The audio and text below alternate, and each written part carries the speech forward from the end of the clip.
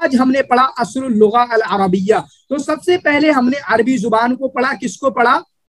सबसे पहले हमने अरबी जुबान को पढ़ा कि अरबी जुबान जो है आपका सामिया से आती है। किससे आती है? सामिया से, जहां पर आपका आरामिया आएगा, ठीक है, इसी तरीके से कनानिया आएगा, इसी तरीके से आपका अरबिया आएगा, जिसकी निमोनिक्स मैंने आपको बताई, आप उको करके याद कर सकते हैं। सामिया जो जुबानें हैं उसकी निमोनिक्स आप उको करके याद कर सकते हैं। इसी तरीके से आरामिया जुबानें आती हैं तो वहां पर आपका लातीनिया आएगा, ठीक है, इसी तरीके से आपका यूनानिया आएगा, इसी तरीके से आपका संस्कृतिया आएगा, जिसको आप लैसा करके याद कर सकते हैं, लैसा करके याद कर सकते हैं। फिर उसके बाद हमने देखा कि आरामिया के अंदर कुछ जुबानें आ जाती हैं, आरामिया के अंदर कुछ जुबानें याद आती हैं, ठीक है, जिसको हमने बताया कि आप कास करके कलदानिया, आशूरिया, मैं भी ऐसे याद कर रहा हूं, जो कास याद आया तब मुझे याद आ रहा है, कलदानिया, आशूरिया, सिरियानिया।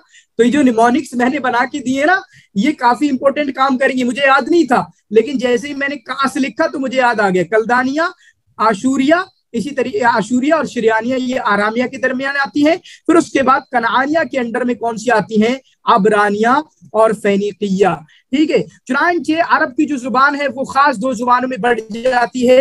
एक आपकी अहले शिमाल की जुबान है, लुगत अहले शिमाल, और इसी तरीके से आपकी जुनूब की जुबान है। किसकी जुबान है? शिमाल की जुबान है, और इसी तरीके से जुनूब की जुबान है। चुनांचे जो शेर जाहिली हम तक पहुंचा है वो अहले शिमाल वाली जुबान में पहुंचा है, जिसको लुगत मुजर कहा जाता है, लुगत मुजर कहा जाता है, लुगत अदनान कहा जाता है, लुगत मुजर कहा जाता है, लुगत हिजाज कहा जाता है, लुगत शिमाल कहा जाता है। इसी में हम तक शेर जाहिली पहुंचा, और इसी में हमारा जो है हमारा कुरान नाजिल हुआ कुरैश की जुबान में। कुरैश जो है मुजर का एक अंडर का कबीला है, तो आप जाके हसन ज़ैयात में काफी डिटेल दी हुई है, उसको पढ़ लेना।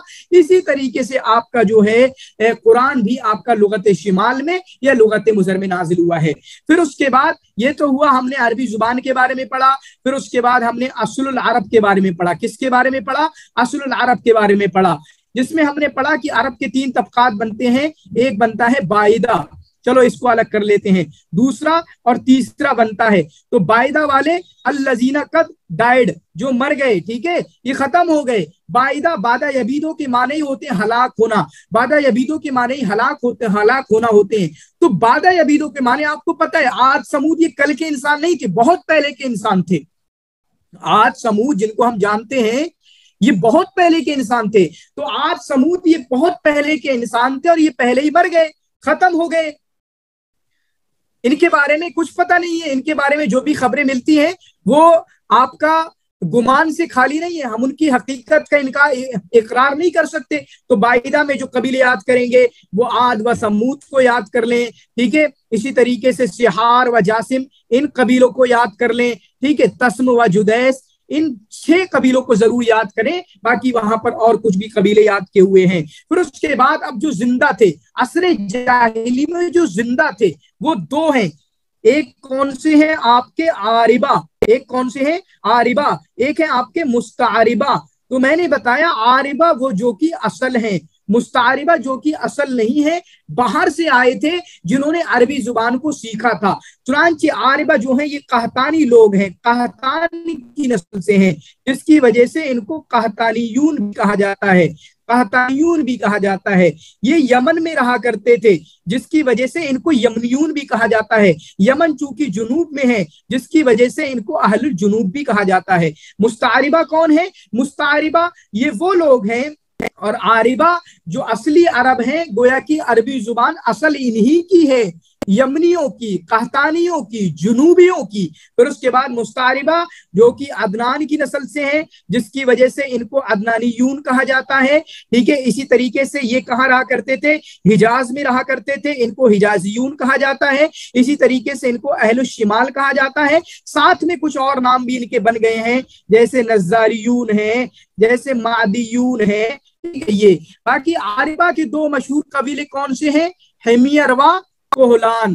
काफी डिटेल में हज़ात में दिया हुआ है, वो और कबीले याद कर ले। जैसे मैंने पूछा औस व खजरज जो हैं ये किनके कबीले हुआ करते थे, ये आपके आरिबा या जुनूबियों के कबीले हुआ करते थे। फिर उसके बाद मुस्तारिबा यहाँ पर दिया हुआ है, तो मुस्तारिबा के भी कबीले देखेंगे कि सबसे पहले दो मशहूर कबीले इनके, आपका रबिया होगा और इसी तरीके से आपका मुजर होगा। फिर रबिया में ये आ गए, मुजर में ये आ गए, पूरी डिटेल बड़ी दी हुई है। ठीक है, उसका आप शजरा भी हसन ज़य्याद से निकाल के बना सकते हैं, काफी इंशाअल्लाह फायदा होगा। ठीक है, तो ये हमने क्या पढ़ा, असलुल लुगा अल अरबिया पढ़ा, फिर उसके बाद असलुल अरब पढ़ा। तीसरे नंबर पर हमने पढ़ा था आपका अय्यामुल अरब। क्या पढ़ा था? अय्यामुल अरब। वहां पर हमने कुछ जंगों के बारे में पढ़ा।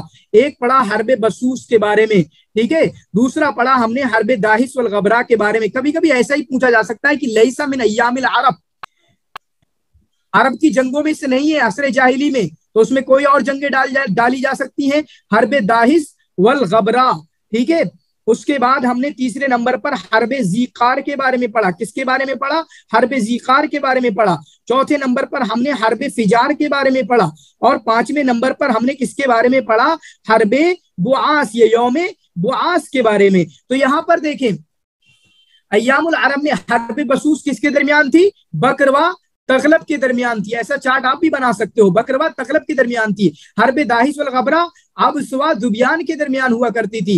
हरबे ज़ीक़ार अरब व फुरुश के दरमियान हुआ करती थी। हरबे फिजार किनाना व कैस के दरमियान हुआ करती थी या हुई थी। ठीक है, इसी तरीके से आपका जो यौम बुआस है वो औस व खजरज के दरमियान हुई थी। हरबे बसूस का नतीजा क्या हुआ? सुलह हुई, मुंजिर बादशाह ने सुलह कराई। हरबे दाहिस वल गबरा का नतीजा क्या हुआ? सुलह हुई। किसने कराई? आपका हारिस बिन औफ और हरम बिन सनान ने कराई। हरबे ज़ीक़ार में अरब को फतह मिली, अल्लाह के रसूल सल्लल्लाहु अलैहि वसल्लम ने फरमाया। हरबे फिजार में दो जंगें हुई, अल्लाह के रसूल सल्लल्लाहु अलैहि वसल्लम इसमें शरीक हुए। यौम बुआस में अल्लाह के रसूल ने इनको ठंडा कर दिया और खजरज के दरमियान हुआ करती थी।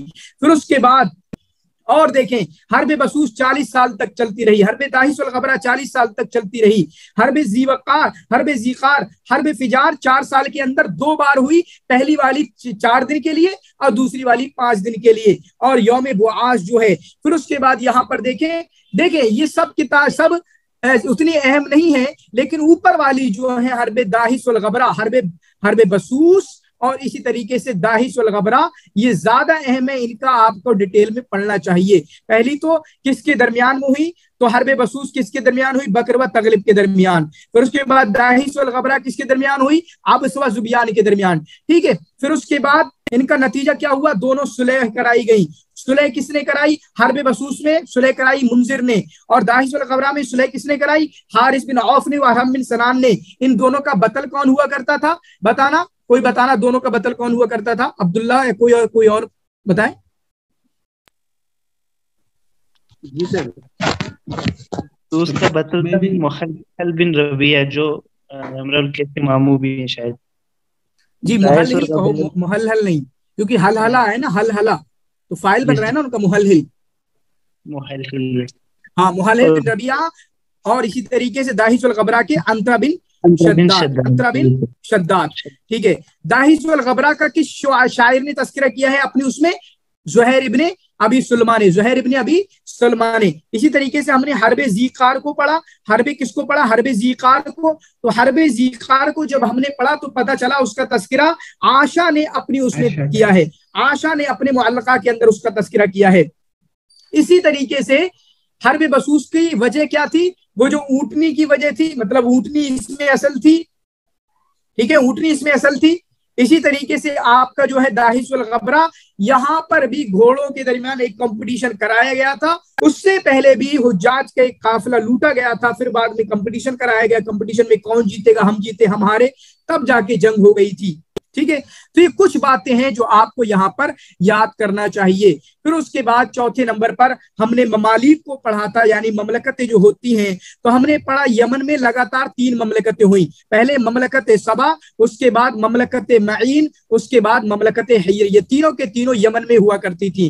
फिर उसके बाद 2 बड़ी बड़ी ममलकतें, एक है आपके मुनाजरा, जिनको आपका लखमीयून कहा जाता है, जो कि आपका हीरा में हुआ करते थे, हीरा जो कि आपके इराक के अंदर है, और दूसरी आपकी जो है गसासिना की, जो कि आपके शाम में हुआ करते थे।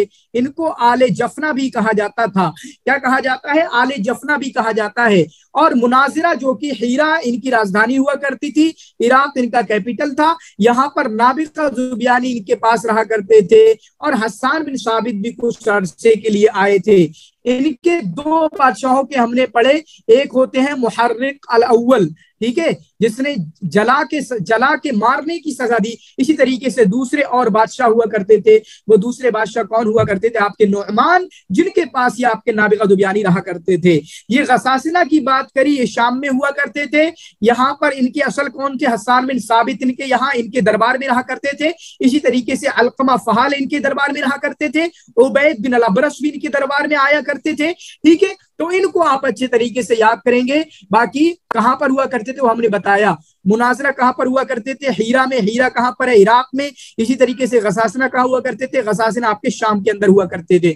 उसके बाद हमने 5 बाजारों को भी पढ़ा। शुरुआत की 3 मशहूर बाजारें जो हैं आपकी उकास की बाजार, अल्हम्दुलिल्लाह ये आपको समझ में आ गया है। फिर मजन्ना की बाजार जो है, मजन्ना की जो आपकी सूके मजन्ना है, उसके बाद जुल्मजाज है। ठीक है, ये आपकी उकास की कहां पर हुआ करती थी? तो उकास की आपकी ताइफ के अंदर हुआ करती थी। ये आपकी मक्का के अंदर हुआ करती थी, मजन्ना मर्रुज ज़हरान के अंदर, और ये आपकी मिना के अंदर हुआ करती थी। ये वाली बात हो गई। इसी तरीके से कब तक लगा करती थी? तो आपके जिलकायदा महीने के 1 तारीख से लेके 20 तारीख तक मजन्ना, आपके 21 से लेके 30 तक जुल्मजाज आपके 1 से लेके कब तक चलती थी भाई साहब? आपसे 1 से लेके 8 तक चलती थी। टोटल ये तीनों बाजारें आपकी 38 दिन तक चला करती थी। उसके बाद सूखे दौमतुल जंदल जो है वो उतनी मशहूर नहीं है, लेकिन उसके बारे में भी हमने सिर्फ एक चीज याद करना है कि ये आपके रबीउल अव्वल के महीने में लगती थी 1 तारीख से लेके 15 तारीख तक। उकास के महीने में जुल्मजाज के बारे में आया कि अल्लाह के रसूल सल्लल्लाहु अलैहि वसल्लम ने यहाँ पर जो पहली दीन की दावत दी थी, तौहीद की तरफ लोगों को बुलाया था और कहा था क़ूलू ला इलाहा इल्लल्लाह तुफ्लिहू। ठीक है, वो यहाँ पर कहा था। तो जो भी रिलेटेड कुछ चीजें हैं उनको भी आप अच्छे तरीके से याद करने की कोशिश करिएगा। फिर उसके बाद लास्ट में हमने सूखे मिरबत को पढ़ने की कोशिश की। सूखे मिरबत जो कि असरे जाहिली की बाजार नहीं है, बल्कि असरे उम्मी की, असरे इस्लामी की बाजार है जो लगा करती थी। इसकी वही अहमियत है जो सूखे उकास की अहमियत है, क्योंकि यहाँ पर मुसाजला शेरिया, मुबारजा शहरिया, ठीक है, ये हुआ करता था, जिसकी वजह से अदबी अहमियत इसकी काफी बढ़ती जाती है। असरे उम्मी में बसरा में हुआ करती थी। ये काफी इंपॉर्टेंट चीज है जो आप याद रखेंगे। ठीक है,